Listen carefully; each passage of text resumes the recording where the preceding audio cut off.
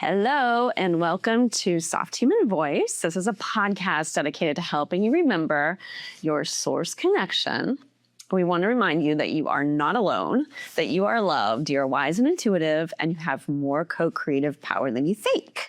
And you also have more capacity to create the kind of relationships and experiences that you want in relationships than you might think. And my guest today is going to talk with us, give us more perspective on how we can help to create more safety, more connection, better boundaries in our relationships. So I'm really excited for this session. So let's remember this together. I'm Jessica Shepard. I'm an astrologer and intuitive guide and author of 5 books, including A Love Alchemist Notebook. And of course, I host this podcast, Soft Human Voice. And I also write its companion Substack newsletter called Soft Human Words. And I've also turned that into Soft Human Movement recently with some Qigong practices, teaching you how to incorporate this soft, sensitive self that you have into all areas of your life, kind of taking care of yourself with anything I can offer you, I like to teach. So, and that's part of my mode of operandus with bringing in teachers and people who I feel have unique perspectives and skill sets.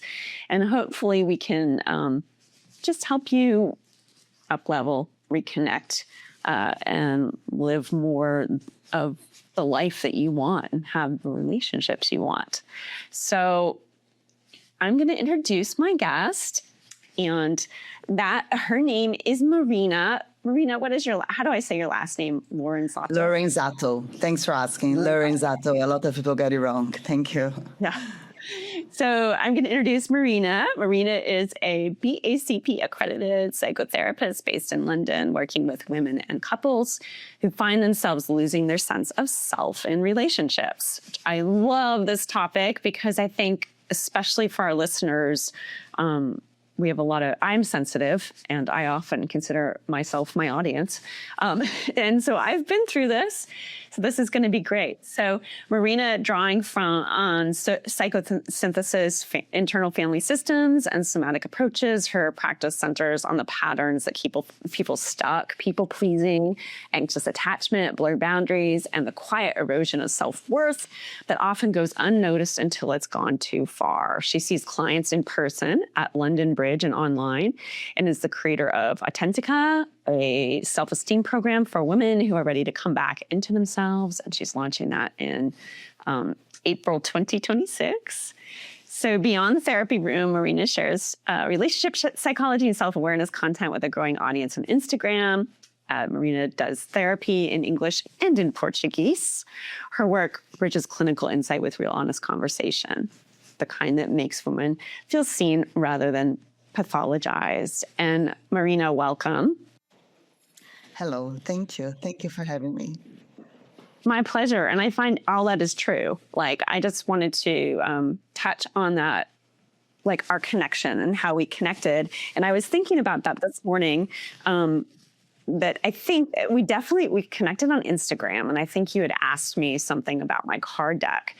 But I went to your profile and I started looking at what you do. And the way that you apply psychotherapeutic principles in really practical, real world ways appealed to me. And then I saw that you did something, it was really fun. Your whimsy and your sense of fun also appeals to me because I saw you did something with the reboot of the Sex and the City series.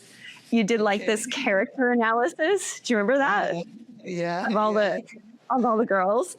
And I was like, oh my gosh, she is so fun. And that just stuck out in my mind. And I thought, I've got to talk to her someday. So I think you've been with me since then. And the podcast has been kind of like, I'm going to invite her on sometime. And, diehard Sex and the City fan, which dates me, but still. That was a good one. Totally. Yeah, great. Yeah. Yeah, you're a lot of fun. Yeah. So that really, and then we were talking and we found out too that we have some astrology compatibility, but I'm a Cancer sun and an Aries moon, and you're an Aries sun and a Cancer rising. Yeah, I didn't find out your moon sign. What's your moon sign? My moon is Libra. See, my rising is Libra. Like, Really? Oh my God, we're almost the same person. we're like inverted reflections. I know. That's wild, huh? I had a feeling. I was like, I didn't ask her moon. Cardinal signs, right? They're all cardinals. All cardinal. Yeah. Wow. I'm like, I guess I like you so much because you're a reflection of. No, I'm just kidding. Getting psychological. Oh, we're reflections of each other, and we kind of, okay, interesting. Well, now I'm even more excited for our conversation, knowing that we are almost. So Marina, I love to start out just like you, whatever you care to share, but just as kind of a segue into the bigger conversation of relationship. How did you get into this type of work? And specifically too, you can tell us a little bit about your journey to becoming a psychotherapist, but like why the issues that you feel you're,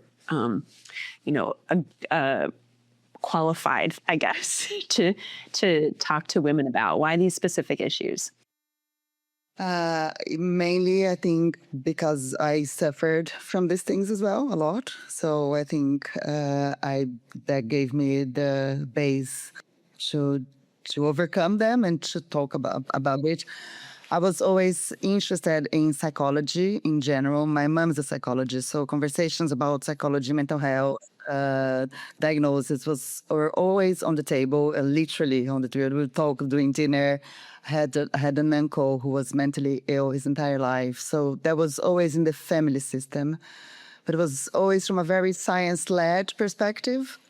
But I had a babysitter. She was much older. My mom would leave me and my brother to stay with her. And she was kind of a healer. And she would do, I'm Brazilian, this was in Brazil.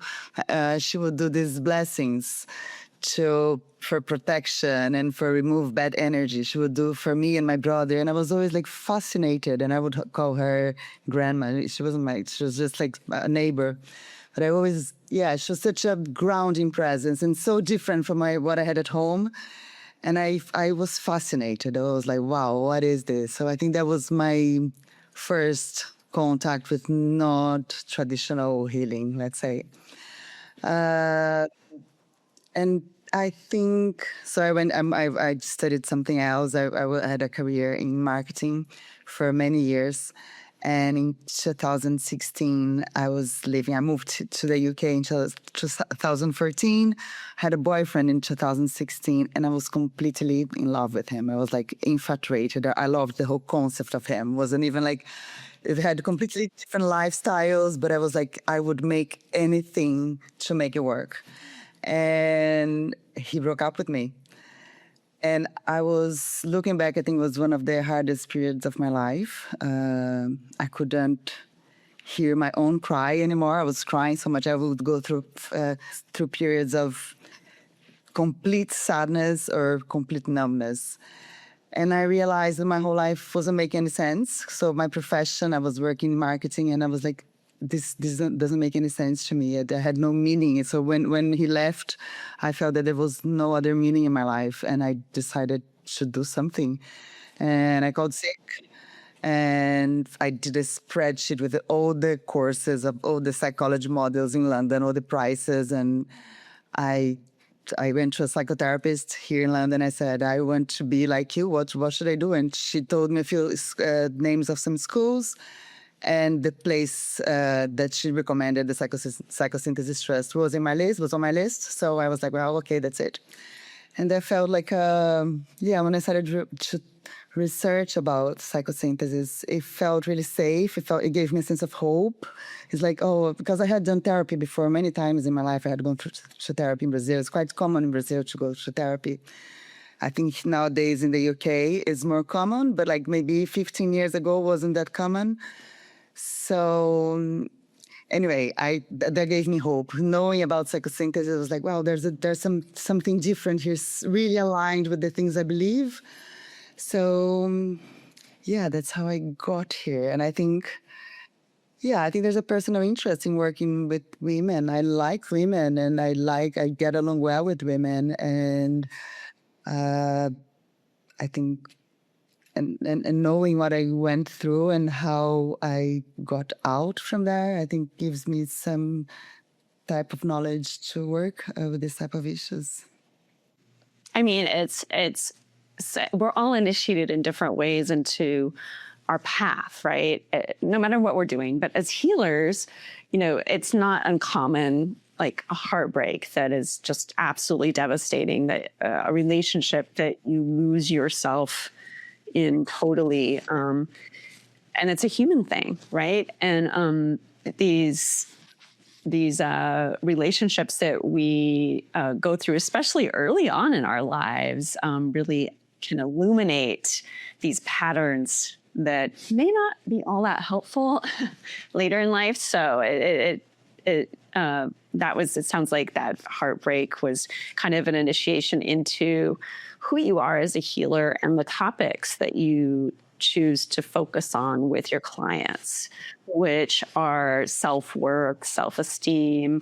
I also get the sense of like bringing yourself back, inviting yourself back to the table, like as a woman. That's often a really difficult thing to do, because we are trained to accommodate. We are trained to look outside of ourselves. We're, conditioned to, depending on the type of family dynamic we grow up in. But it sounds like I recognize some familiar themes with you. Like for me, I grew up in that, like to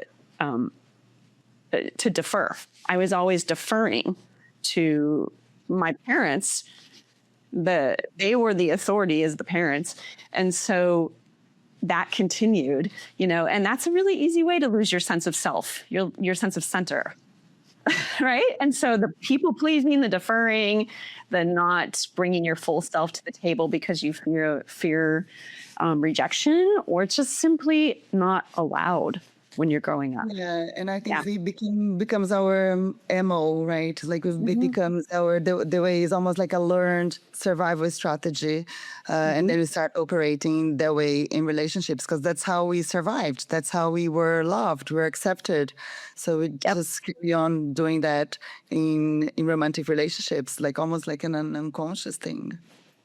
Yeah, and that's why it can be like sometimes terrifying even to come back to yourself and do all the things that healthy people do.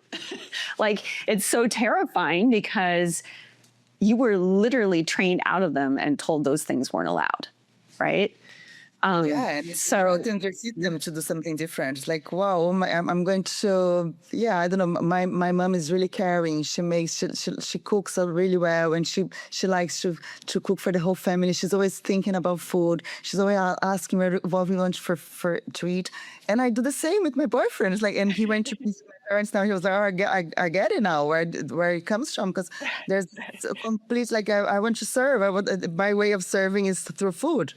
And So even just talking about that, how do you differentiate between the healthy, because that's a really healthy instinct in some people. It's all the way you use it, right? Like nurturing and nourishing people in the right context, it's amazing. And then in the wrong context, it's totally dysfunctional.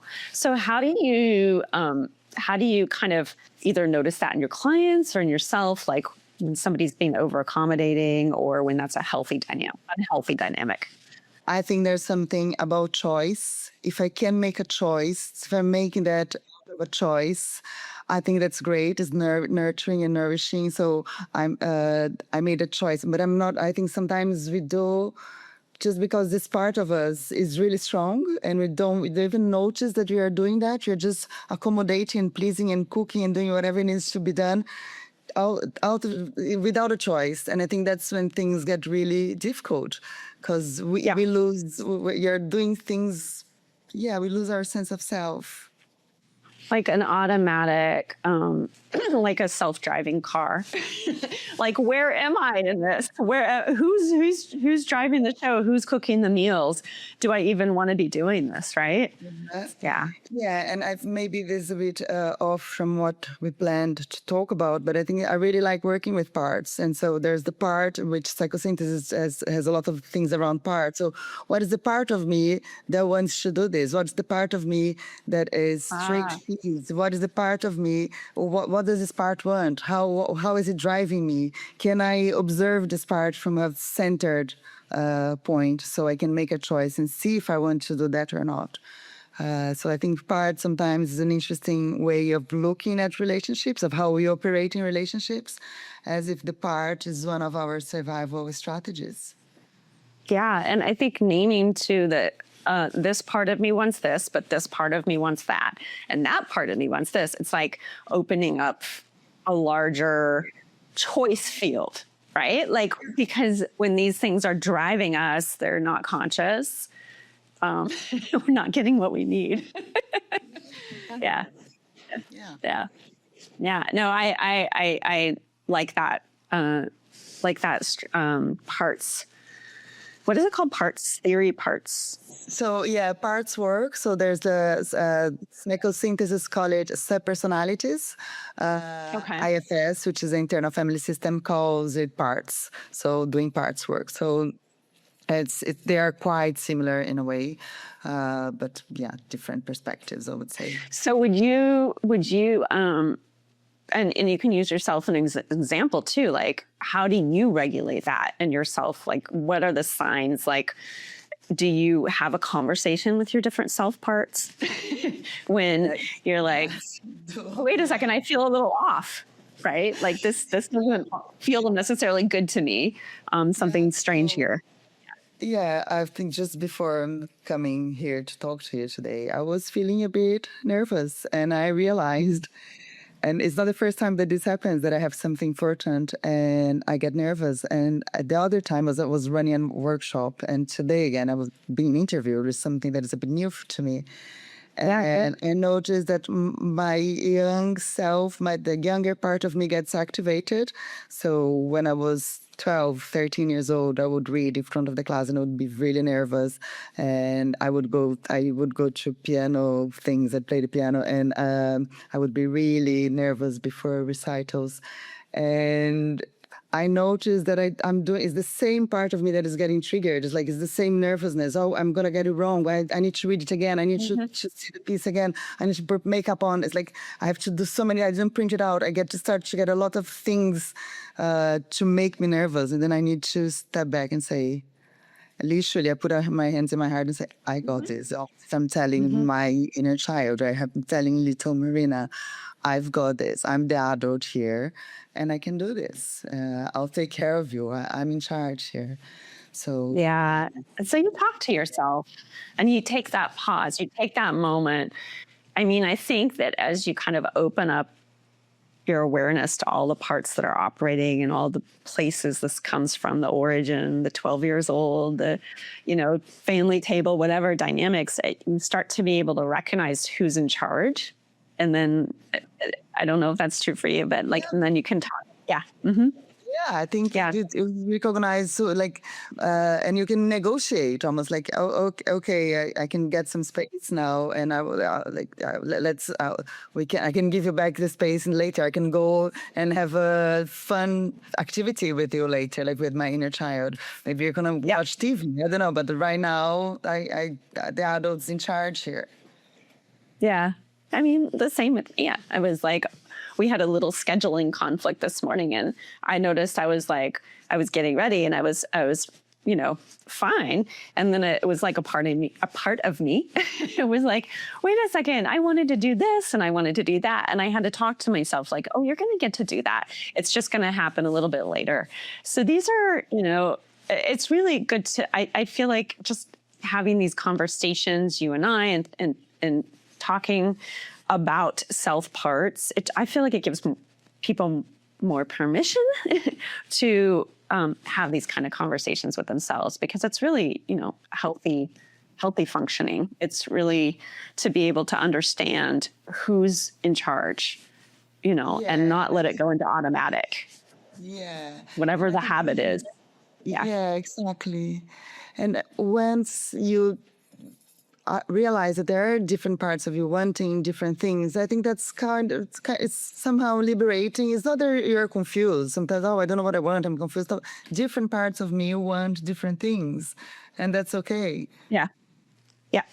Absolutely. It doesn't, you can hold two contradictions at the same time. That was a big lesson for my own nervous system. Like two things can be true at once, right? Like two things can be true at once. And when you really actually allow your body to feel that as a truth, it can open up doors, right? Where they were closed before. Yeah. Yeah.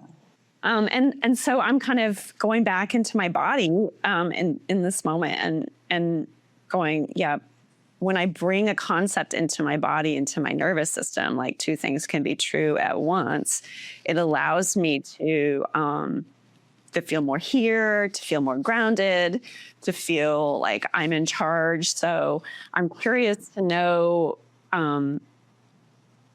how you work with the body, how you invite clients back into and yourself back into your own embodied experience. And we can talk about that in any way you like. You mentioned the heart, hand on heart. There's a lot of nervous system work going on. People have more awareness than ever before of nervous system. And so what do you feel is useful for yourself and your clients when it comes to embodying what we're talking about? I think simply becoming aware of the body, of how things feel in your body, can be really impactful. I think if I'm talking about something and I notice a part of my body is tensing up, that means something. If my belly is a bit weird when I talk about something, that's also information for me. And this is in my everyday life or with clients as well, or in any situation. I try to observe my body. I don't think it's something that comes really natural to human beings, to the society we live in, but I really make a conscious effort of becoming more aware of my body. And I think with parts work is quite interesting in my therapy. So I'm in therapy as well. I like it. I like therapy, so I'm always in therapy. And my therapist is really great because she asks me where I feel certain. When we're working in a specific part, she asks me to identify where the part lives in my body. I think that's really interesting. And then she suggests that I ask for this part to give me some space, to go to the background or go to the side. And so I have this inner dialogue where I ask the part to give me some space. And then immediately that part of my body relaxes. And yeah, I think this is really, yeah, I really like working like this, but I think I found it really helpful in my own process. So I bring this to my practice as well. Yeah, Yeah, that makes a lot of sense. And it's the nervous system, the relaxation, right? So noticing the areas of tension and relaxation, noticing, the expansiveness when you bring up an idea or you give another self part permission, and the contraction when something's uncomfortable, when something's untrue. I notice this in my body quite a bit. So when we engage other people, we have in relationships with other people, and some of this stuff comes up, like the habits of over accommodation, the habits of people pleasing, and you want to take a new step into more discernment, better boundaries. What are some ways that you work with people to do that, to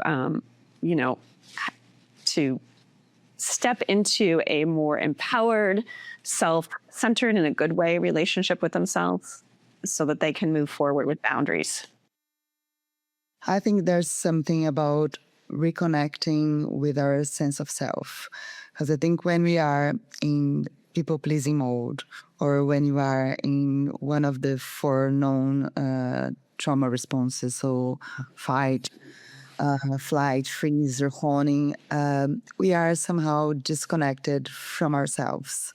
And I think so. If you are in the fawning mode, you're going to be accommodating and agreeable. Or if you are in the flying mode, you're going to maybe overwork, and maybe you're going to go on your phone, maybe have an affair. So I think it's important to come back to our sense of self. I think this is like that's how we can, because I think it's very difficult to be connected with someone else if you're not connected to ourselves. So I think in order to connect with the other, I need to be connected to myself. Have I answered your question? Yeah. So how does that feel in your body when you're connected to yourself versus connected to other people? Because I find that I'll have a really hard time drawing boundaries if I'm not connected to myself, if I'm in somebody else's energy, if I'm in one of those patterns of, a survival response, a survival energy. I think the breath is a great tool. I don't think when we are in this state of mind, we can go to very complicated tools because they are activated. So I think the breath is a great tool. Put your feet on the ground, maybe touching your heart. I think this is very maybe orienting, seeing where you are, and just having the same sense of the space. I think all these physical things can be really helpful to connect back to me. Like, what I matter here. I'm going to bring the attention to myself instead of being focused on the other person. I'm going to bring the experience back to me. It's not about are they having fun? Am I having fun? So there's almost like a shift in the energy. Yeah. So when you bring it back to yourself, when suddenly you move from you back to me, and then you're like, oh, wow, I've been in you for a long time. So do you suggest taking some space, like filling yourself back up again with your own, self-awareness? Because the stuff like, I think, especially if we're talking about fight, flight, freeze, or fawn, or if we're talking about over-accommodation and survival patterns, it's not just an overnight, it's not like you can just pull your energy back and then suddenly people may be unfamiliar with what it actually feels like. And it can be uncomfortable. Yeah. Mm-hmm. Yeah, and I think it can be uncomfortable because it's almost like a conditioning for years and years of being with the other, and then you come to you, it's like, what's happening here? Some people, there's almost like a physical reaction to it, because and also some people might feel guilty because like, why am I not focused on the other person? It's like I was told my entire life I was trained to do this. Yeah. Yes, that I need to be agreeable. That's how I survive. That's how I'm liked. And now I'm doing something different. I'll be seen as selfish or arrogant. Especially for women, I think that's really difficult because that's how we are accepted in society. Anger is not accepted. We are praised for being the good girl, for being a good student, for not being promiscuous. So, I think there's something about tolerating the discomfort sometimes. Tolerating that's not going to be a very easy thing in the beginning. It reminds me of like working a muscle, because I remember going through, I would have to talk to myself parts. I would have to talk to myself about it and go, okay, this is going to feel really uncomfortable for me. And this is going to feel really uncomfortable for me. The old habit feels really awful. The new habit feels uncomfortable. I am just in discomfort on both ends. So I have to choose in the long run, which is going to feel better. And at first it was just like a mental trick. like, kind of like just helping myself just tolerate discomfort and know that one is ever so slightly more tolerable. And I was just thinking of that as you were describing the Yeah, a process. lot Yeah. of times in my practice, clients are feeling guilty for putting boundaries, and or they can't even envision establishing boundaries because they feel guilty. And then I ask them, if you don't put boundaries, what's going to happen in the long run? And they say, I'm going to be angry or I'm going to be resentful. And then I was like, well, isn't resentment worse than the guilt? Isn't maybe that you can tolerate the guilt in a short term for a bit than being resentful for the rest of your life? Yeah. So yeah, it's like a way of reframing. It's like, yeah, okay, The lesser of two evils, as we say, like the lesser of two evils, like, right? Like, and it's that tolerance until you get to the point where the muscle stops hurting so much that you're newly working with, and it actually starts supporting you, right? Like a bodily muscle. And you're also reminding me of the times where I've been new to exercising a boundary muscle. I've had to work really hard on it. And to the point where my one of my good friends now calls me a boundary ninja. I get comments for my ability to hold boundaries really well. Yeah, it's the same here. My preference and the boundaries queen. Yeah. So you get it. But I remember at the beginning, like, you speaking to guilt, like, oh, I've never done this before. I've never put myself and my desires and my wants and needs and my voice in the center of this relationship, thinking about me and my husband, And when I first started to do that, the guilt, right, and the discomfort and the kind of expectation that he was going to reject me, that he was going to abandon me, that there was something wrong, right? Because that's what I learned. And so not only did I have to sit with my discomfort, but as an energy sensitive person, I sat with his discomfort. And I noticed that he would, like, if I felt guilty, he would make me feel guilty. He would be a mirror to whatever energy I was holding about myself. And the minute I decided that there was nothing wrong with what I was asking was literally the minute or hours or days, however, it was a short amount of time for him to just get on board. And so I feel like we hold these in place. It's less about, and this is what I've learned, and maybe I think we project, right? and maybe it's just like, occupying the central self is so often just about giving yourself permission to see it all as a reflection of you, right? The other person isn't doing a thing to you. You're doing a thing to yourself. Yeah. And I think it's very interesting when you change something consciously or unconsciously and the world responds to you in a positive way. I have a story to the anecdote about this. So once I had my previous job, I had a line manager. We didn't have a good relationship, and it was always difficult. Like, we were working together for 3 months, always very difficult. And then one day I emailed someone else in the team, and I CC'd her on the email, and I said, "Hello, lovely," because I was talking to the other person, and she thought I was talking to her. And because I said, "Hello, lovely," she replied, "Hello, lovely." And the moment, that interaction where I called someone else lovely, changed the way she related to me. And we didn't become friends, but we started to have a much better relationship. And I think it's like how it's funny how sometimes you change one little thing and the whole relationship changes. And yeah. We're so much more in charge of how our relationships go, I think, than we consciously give ourselves credit for.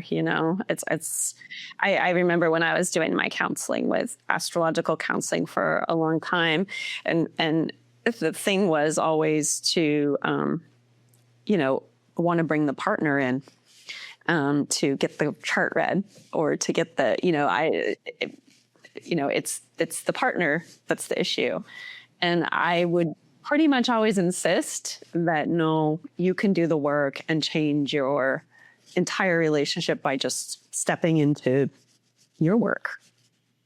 Yeah, and I think like when you are being with a client and they are in a relationship, can be an abusive relationship or a difficult relationship, I'm working with the person in the room. So of course I'm gonna hear what the other partner is doing, and I'll be very curious about it. But I can only work with that person. So what is their percentage of the dynamics? What are their actions are impacting the dynamics? That's what I can work with. So Yeah. yeah, I think that's yeah, as you said, we have a lot of impact in the relationships for sure. I think especially as women, we are shaping and directing the relationship far more than we even realize. And so I just like that kind of that you're working with women a lot in kind of empowering, stepping into the self. I think that's awesome. Let's see. Is there anything else you wanted to say about staying yourself, like just kind of owning your space? And I think there's something around empathy that about how empathy feels like a superpower, and it's an amazing quality. It would be amazing if the world had more of that. And at the same time, I think a lot of times we lose ourselves when we are overly empathic. yes. And I think sometimes, most of the times, I think all the and very empathic people I know, they had a difficult background. They had somehow an unsafe background. Not that safe to say, but most people I know. And I think there's something about the hypervigilance that we develop as a child. Like, is my dad in a good mood today? Is my mom okay? Am I going to be hit today? So there's almost like a hypervigilance to scan the environment to see if things are okay. And then we learn that's the way we survive, to scan the environment to see if things are okay or not. And then we bring that to our lives. And I think when we do that on a regular basis, we also lose contact with ourselves, because we are again completely focused on the other person and we are not focused on ourselves anymore. So again, I think there's something about how can I bring this to myself instead of analyzing micro facial expressions of the other person. How can I bring this to my own feelings? How can I bring this back to how am I doing right now? Is this okay for me? So yeah, I think that's an important thing people who are empaths especially are going to resonate with what you just said.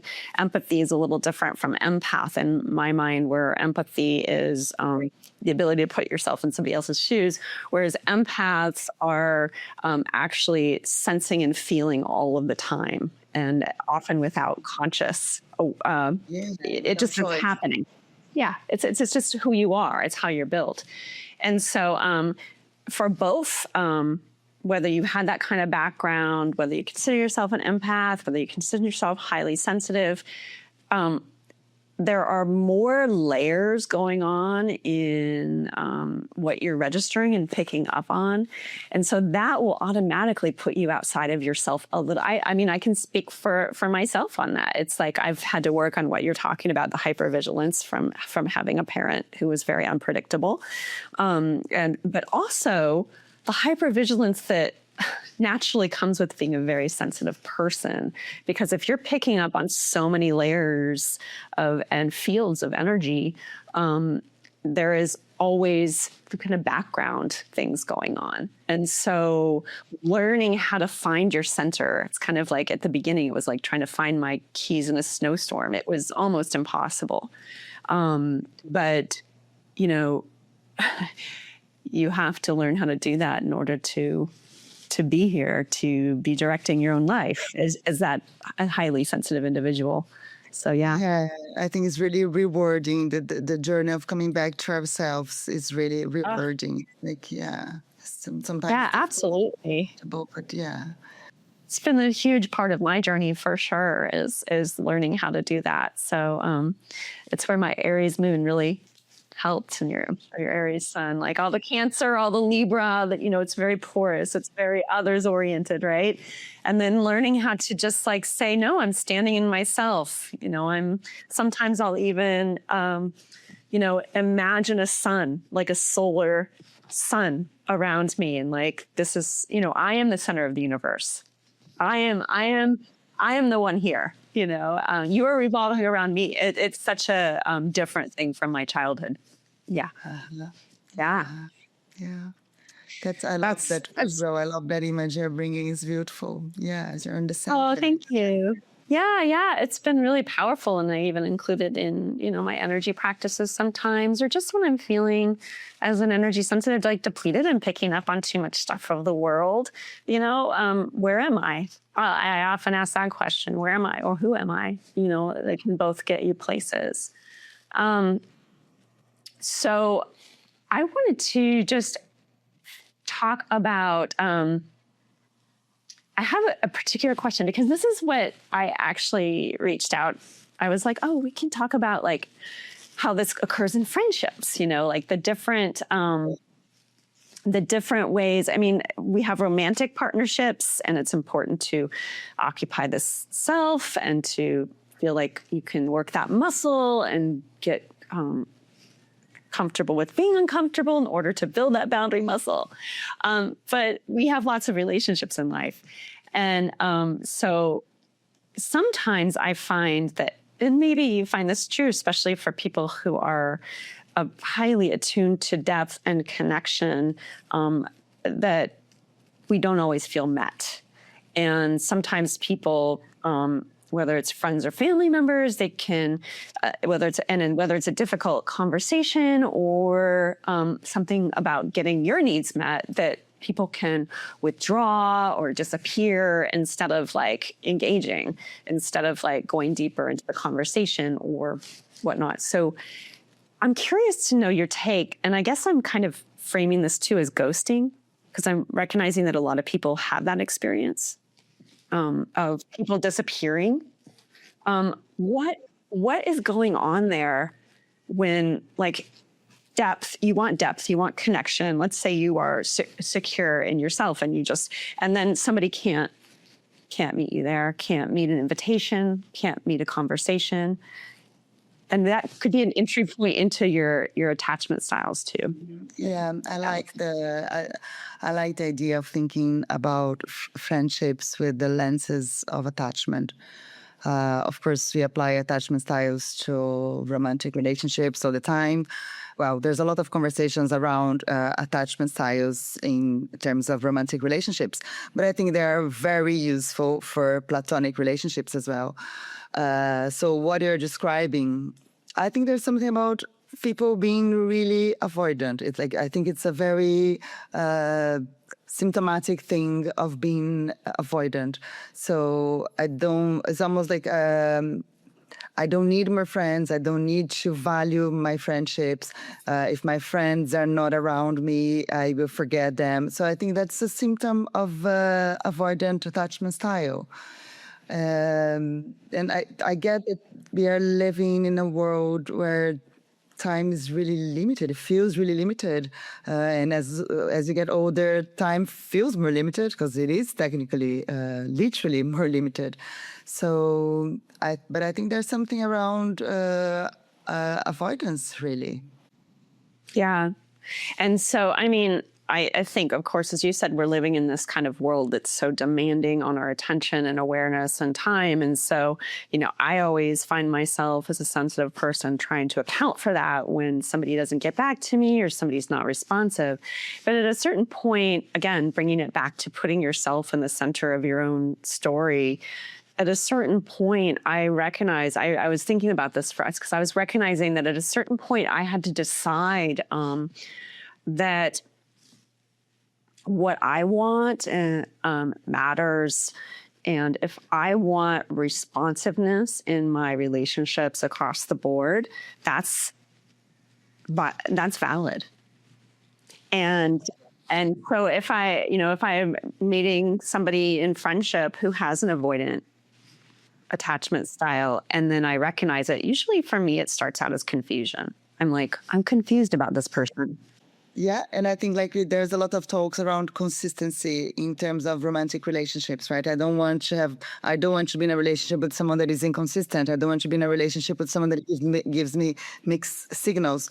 And I think it's the same with friendships. It's like, of course, it's not going to be as charged as a romantic relationship because that's the nature of platonic relationships.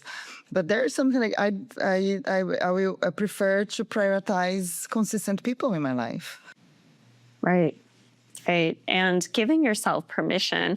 Like it took me a little bit of time to tease that out. Like, well, I don't need that person to be, more clear per se, because they're not at the center of my life. And, it's not a core need like going to the bathroom and eating and having housing, but that I want it and that it makes me feel safe. It makes me feel met. It makes me feel seen. To have that consistency and then claiming it has been like, even just in like, a lot of my friendships feel more than platonic. A lot of my friendships feel deep and, almost like family. So, yeah. That just recognizing that you are allowed, right? Yeah, and I think we overlook the role of friendships in our lives. I was reading something the other day about how impactful our friendships are for not only our emotional well-being, but there are studies showing that it has an impact on our physical well-being. So it determines that our friendships have a huge impact in the quality the quality of our lives. So I was thinking about this in terms of attachment styles. So there's anxious, right? Mm-hmm. And there's secure and avoidant. Those are the three. Yeah. Yeah, these are the three main ones. Yeah, so there's also disorganized attachment style, fearful, avoidant. But I think let's focus on these three that are the most known ones. If you want to discuss a little. So if you're anxious attachment style, you would, from what my understanding, you would need more reassurance. You would feel anxiety about the person maybe disappearing. There would be like some core insecurity around the stability and the constancy of the relationship. Yeah. Yeah, there's like fear of being left, fear of being abandoned. I'm not sure this person will stay. No matter how much reassurance this person is giving me, I will question something. And the avoidant is fearful of being engulfed, is afraid of being swallowed. Like I will lose myself in this relationship. There's no space for me here anymore once I get into relationships. So I'm going to push that away. And the secure is like, I like you, you like me. I trust that you're not going to leave. I trust myself and I trust you, and that's great. It's a perfect world. Yeah. But a lot of us they're not secure. So there's always the. Yeah, I think it's really interesting how anxious, attached people get really attached. They're drawn to the avoidant ones. They feel there's this pull, and there's like it's a dance. So the anxious is gonna come closer, and the avoidant is gonna take distance, and then the anxious is gonna approach a bit more, and the avoidant is gonna take more distance, and that's almost like a dance of disconnection. It's really tiring, and yeah, a lot. That sounds familiar. I mean, I would definitely say it's a very common pattern for people. And I think it's really. I think it's. I see this a lot when I ask. So when someone is really fearful and think that someone is going to leave, and then I ask, who has done that to you? What happened? Who? And I think 9 of 10 times. the person will find something in childhood or in adolescence where someone left. Sometimes the link is not very conscious. Sometimes their father left when they were 3 years old, and they think it was a great thing because they have the best stepdad, but the wound is there. So the wound of the I wasn't enough, this family wasn't enough for my father to stay. So someone left, and then they carry that wound into their lives. Or maybe it was a first boyfriend, I don't know, first heartbreak. So yeah, there's always, we don't come to the world insecure, we become insecure. That's a really good point. Really good point. I often think of that.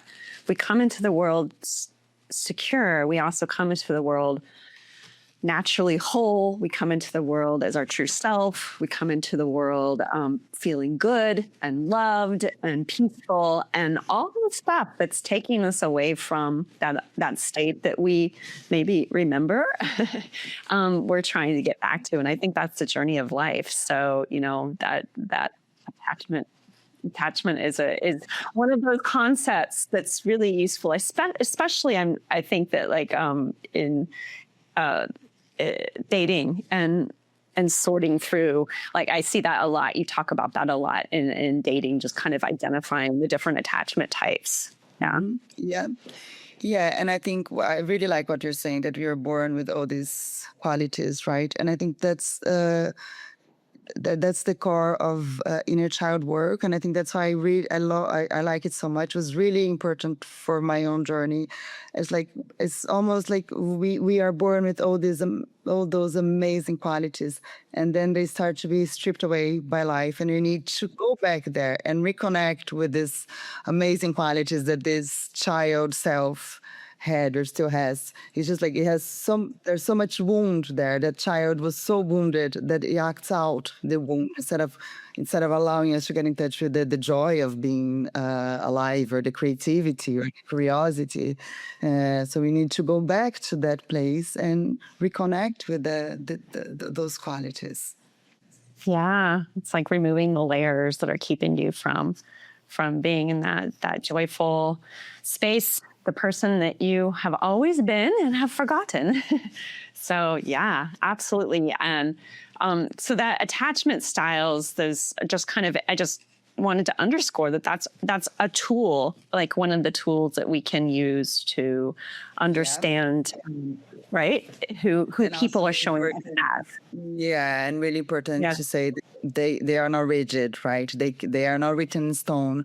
Sometimes we might have an anxious style with one person and avoidant with someone else, or secure. It's not something that is not a template for your life. And even if you're suffering from these patterns, you can change that. You're not doomed. There's change. Yeah, because I found that when I looked at the attachment styles, I didn't really resonate fully with any one style. But I could see for myself with other people, it became really interesting to see, observe. I remember I had a friend who I could definitely, because I can talk about it because she's no longer in my life. But there was a more avoidant way of being. And so, yeah. It can be illuminating, and then I always like to bring things back to myself. What does that mean to me? Am I getting what I need out of this? Am I getting what I want out of this? She can still have her pattern. They can still be doing who they are. You do you. But am I getting what I need? Am I getting what I want? Yeah, I think that's an important question, right? Because I don't think the avoidant wants to be avoidant. Maybe they're not even aware that they are avoidant. And so it's not about blaming them, but it's about, I love this question, am I getting what I want? Because I think that's the important thing. And I think too, as energy sensitive, there was and something else I was thinking of with the anxious attachment style, like that sense of security that the anxious attachment style is always looking for. I found that because I have such specific needs in relationship. I value presence. I value depth. I value quality of connection. If I don't have that person in presence, in depth, I may feel anxious.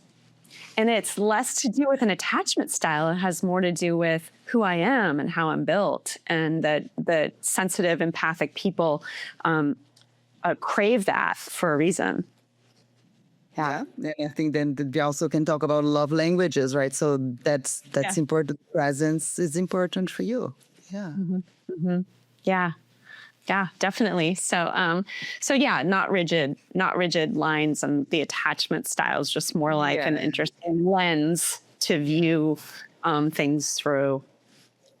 Yeah. It's about self-awareness, really. So did you want to go into the inner child? I am totally open to how you'd like to spend the rest of our time together. We could do a practice. We could talk a little bit more about some other things. What are you feeling comfortable with doing at this moment? I think let's do a grounding practice. What do you think? A grounding practice? Yeah. Like it related to relationship and body, like being aware of the inner world is because I love the inner child one, and I think it was the first. Yeah, I really like it, and I do it a lot. I do it a lot with clients, but we don't know where people are listening to this.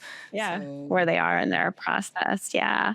Well, maybe like on the topic of just like being in relationship and holding all this material and getting activated, right? Like we all have those moments where we get activated, either the fight or flight freeze fawn, or like, so in those moments, having a go-to, as is helpful for coming back into your own presence. So what do you think of doing something like that? Yeah, I think it's great. Let's do something really, to like us awareness, what's happening inside of me, and grounding. Yeah. That sounds good. Okay. So, let's start.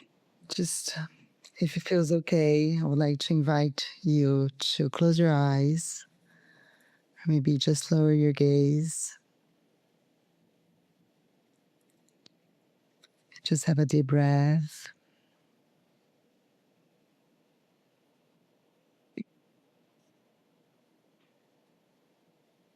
In the next inhale, hold your breath for 2 seconds and release very slowly.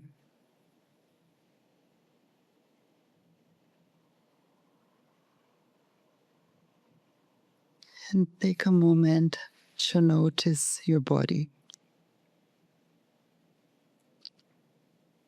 Just give it some attention. Maybe you haven't noticed too much of your body today, so just give it some attention.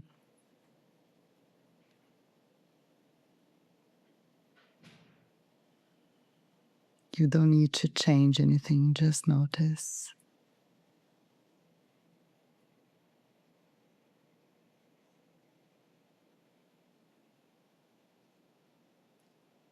And notice your feet on the ground.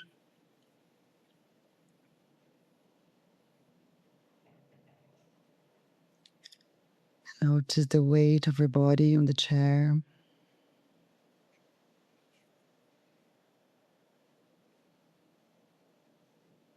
And just be curious about your body.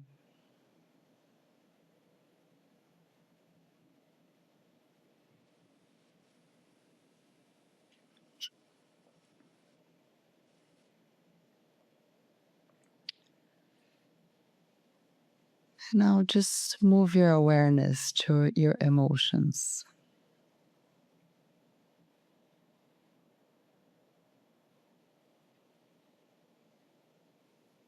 And from here, you can ask a very simple question to yourself.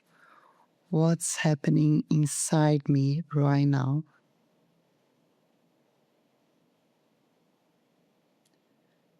Not what you think should be happening, just what is there, just curiosity. There's no right or wrong.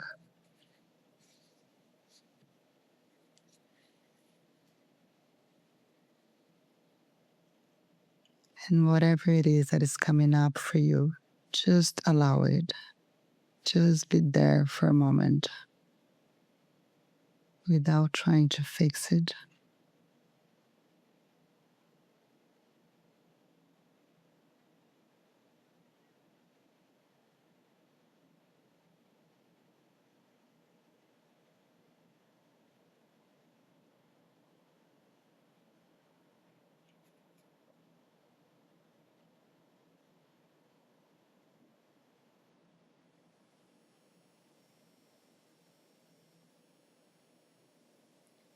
And maybe just by noticing it, by naming it, it's a way of coming back to yourself,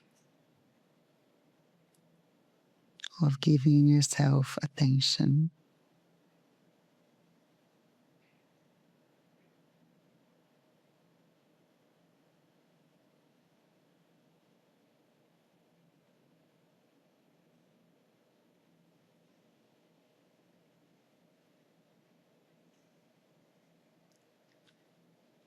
And slowly, when you're ready, you can start opening your eyes, bringing some movements to your body.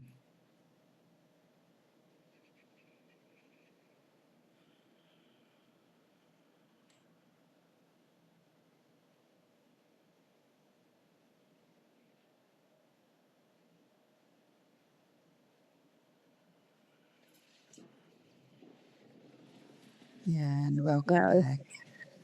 that was really nice, Maria. It's a really simple practice, but I think it's really powerful to slow down sometimes. And yeah, just paying attention to myself a bit. Yeah. And just taking that moment, that pause to attend to whatever is happening can create so much space. Yeah, and of course, some people meditate every day, and that's amazing. But I think even taking 5 minutes, 3 minutes, and just noticing what's happening inside of you when you wake up or before, I don't know, it can be really powerful as well. It's like, what's happening inside of me instead of just going in the autopilot. And then we kind of open this up to I mentioned when we feel conflict in relationship, maybe when we feel more activated. Is this something, a type of practice that you would pull on when just to kind of step away from that activation? Yeah, I think a healthy. I think when you are in conflict in a relationship, in a couple, or in a friendship, I think it's healthy to ask for some space, not storming off, not leaving. Like, I'm gonna go for a walk because I'm feeling a bit overwhelmed right now, and I need some space to process things. So I think that's a mature way of dealing with things. Is that how you do it? Yeah, that's how I do it. Yeah, Yeah. yeah, and I really need. I think my inner child is really. I talk to her a lot. Sometimes I realize that she was active hours later. It's like I don't think it's so, but yeah, it's like yeah, there was something there that she was activated. So I don't have a lot of fights with my boyfriend, but every time we fought was because I wanted more attention. He was giving attention to a friend, to his friend, to one of his best friends. Every time there was a male friend, so there's no jealousy, there's nothing. But there's something like, how dare you not give me attention right now? And so yeah, and I need to slow down, breathe, and take some space. And do you literally say, I need to slow down, breathe, take some space? How would you suggest somebody, if they're in that moment, when they're activated, what would be a language that would maybe just like a little script For to help another them to say, person. for if you were in a conflict moment and you were feeling activated, what could you say to the other person to create safety for yourself and for them, but also take care of yourself in that moment? Yeah, I think communicating that I'm feeling overwhelmed and I need some space. I think if the other person feels unsafe with that, that's also theirs to work with. Uh, because right now, if I'm feeling activated and I need some space, I'm gonna take care of myself right now, and that person needs to trust that that's the right thing for both of us. And because I can't, if I'm activated, I can't take care of myself and of the other person. So yeah, I think I think we come back to boundaries here. It's like right now I'm going to take care of myself, and I need to leave. And I hope you know there's nothing to do with you. There's nothing wrong with our relationship, but right now I need some space. Yeah. Yeah. And I find that like when I've been in those moments, either with partner or with anybody, like I really articulating that, like I'm feeling activated, even saying I'm feeling activated, or this conversation is going into territory where I don't feel safe anymore. And that activates me. So let's take a pause, or let's take some space, and just like articulating that I found is really, really useful. Yeah, and I think that the I statements also is a thing, right? It's like I feeling. How I'm feeling, Yeah, not you're doing this to me or you're doing that to me. I'm feeling activated now, so I need to go for a walk. I think that's a rule of thumb for conflict in relationships is I statements. So that ground, using I statements, you could then use the grounding practice. You could go on a walk. People have different needs, different styles. My husband needs 24 hours to recover from anything emotionally. I'm very instant. I'm very like, I'm over it in 5 minutes. Yeah, that's Aries moon. Yeah. Yes, I'm like, we're good now. We're good now. Let's kiss and make up. And he's like, I need 24. Like he doesn't. Of course, it took me years to understand this, of observation, and how like he wouldn't fully return to himself for that amount of time, and I wouldn't feel normal with him. So it's just like, I think it's different strokes for different folks, but always honoring, like coming back to the I and what I need. And if I need you to be responsive to me in 5 minutes, then I got to figure out a different way to take care of myself if you're not available to that.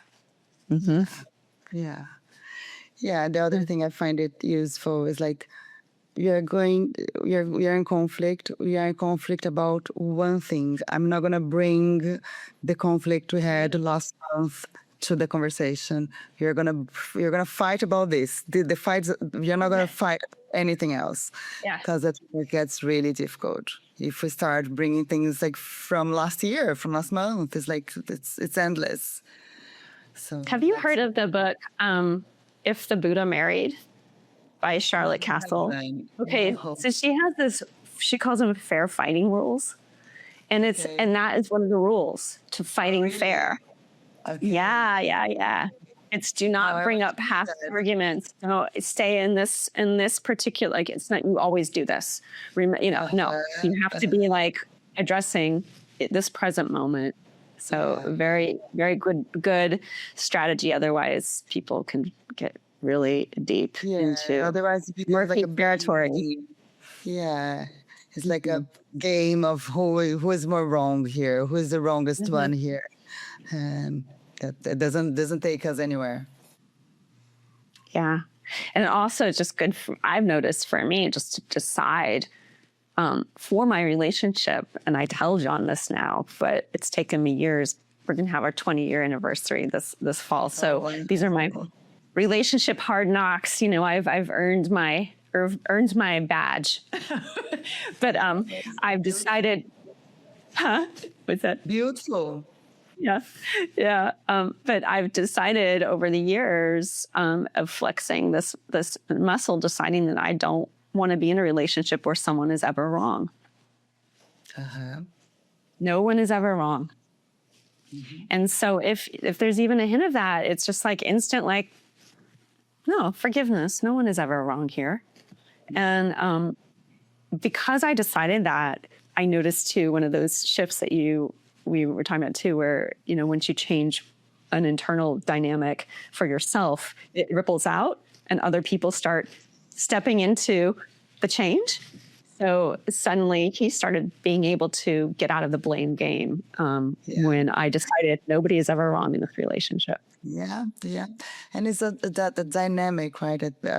Now I'm curious to know where the root of this word comes from, dynamic. But I think there's something about one is it's like one influences the other. It's like a dance.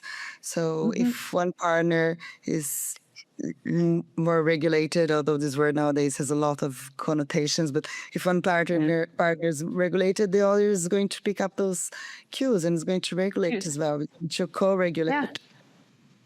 Yeah, just like animals with each other, we just start to pick up on those nonverbal physical cues, or whatever you want to call them. But this has been such a rich and interesting conversation about. Yeah, it was really fun. Yeah, we could talk like for 3 more hours here. I know. I'm like, I could keep going, but I am a little jet lagged, so I should probably before I veer into. It's 9:30 already here, so yeah, it was really nice. Really nice talking with you, Marina. Maybe we can do it again. Yeah, definitely. It's been a pleasure. Yeah. Really So, nice. how can people get in touch with you? Oh, what was that? I don't want to. I got a lot from it. It's really nice, really heartwarming. Really nice. Yeah. Thank you. Nice. For those who can't see us, we just touched our hearts. We're so like cancer touching our heart. Yeah, we both got a lot from this. So it was just really fun to finally connect with you, and I knew that your spirit would resonate with mine in multiple ways. And we both have this interest in relationship and women's empowerment, and bringing it back to the self. So this is really interesting.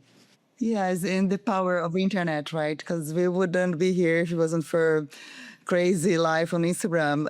But it's really nice because, I think if we lived in the close to each other, we would be friends. I would visit you. But yeah, of course, we live in different parts of the world. But yeah, it's so nice, really. It's such an. The internet's not all doom scrolling. It's not all bad. It can bring people together, and so this is, take note.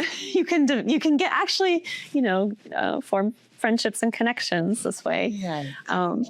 Yeah. Yeah. So tell us, Marina, how to get in touch with you, and maybe a little bit about what you're doing next, maybe your course. Yeah, okay. Yeah, so I'm launching a program for self-esteem for women. It's called Authentica, with the Portuguese spelling. I'll launching it on the 17th of April, which is the new moon in Aries. So I chose that date because of that. I wanted to launch it on next week, which is my birthday, but it's not going to be ready soon enough. So I postponed for the 17th of April. You can find information for the waiting list and all the information on my Instagram page, which is at marina.des.therapy. My website is marinalorenzato.com. And you can get in touch, email me or send me a message on Instagram. You can see my email on my website, and I respond to everything. And I'm very on my emails. And so I would be happy to hear from any of your listeners. Sweet. Yeah. So we'll have all of your contact information in the show description under the podcast. And so hopefully you will hear from some of my listeners, and maybe we shall do this again, depending on, let us know if you like it, everybody, please, and let us know what you think. Yeah. Okay. It was wonderful talking with you. Okay. Have a lovely day. And you as well. Have a good night. Bye.